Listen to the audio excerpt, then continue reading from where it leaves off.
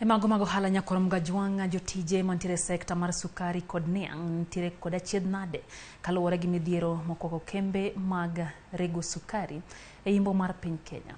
Kembe kaka Butali kod West Kenya Sugar oselando chungo chenro magi kaluwore gi midhiero makage kacha kendo weyo ji ma ogeno kuomgi gi achiedh nade. Jafwambo marwa Sharon Ong'ao miyowa ler. En Luoro makoro medo kwako sekta mar niang' kod sukari e imbo mar Kenya. Mong'ere ni yudo yuto maggi kokalo e pith mar niang'. Okang' mamoko kuom kembe chungo chenro maggi oweyo ka jotich buora. Owito tije ka jopur bende nigi achiedh nade.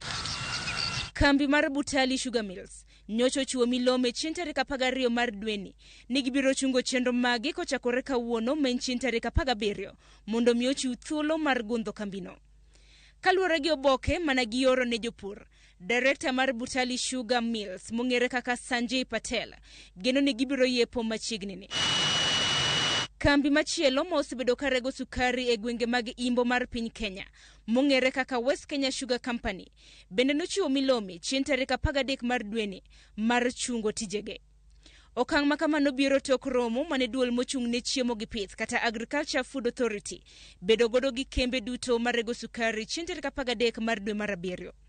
Kaluwore gi romono, ne ochope dwaro ni kembe duto marego sukari ochung rego nyaka chieng' tarik 30 mano mar dwe mar 11 mar higani. Okang' mar chiwo thuolo ne niang' mondo tegno e puothe. Kaluwore gi milome mane ochiw gi jata chenro maduong' mar kambi marego sukari mar West Kenya Sugar, ne giloro tijegi chakre chieng' tarik 14 mar dweni ka gigeno yepo chieng' tarik 30 mar dwe mar 11. Jotije duto mag West Kenya ne ochung tich kopogore mana gi lemo mamoko manok. Kaluwore gi milomeno, jotijego ibiro chulo sara nyaka giko mar dweni. Charles Atiang' ma en jakom riwruog jopur kod mwandu mag niang' wacho ni midhiero ma kembe 14 mawuok e imbo mar piny Kenya kadhe en seyo ne piny owacho kuom koso keto maino ne kembe marego sukari. Kuom higni 4 mokadho ka sirkal ok oseketo budget isomo higa ka higa to onge budget mosesom ket mochomo yo mar sekta mar puro niang'. Puro niang' en so heavy. Nitie jopur matin manyalo manage chakore puro, buse, bare, pidhe, doye nyako chiegi.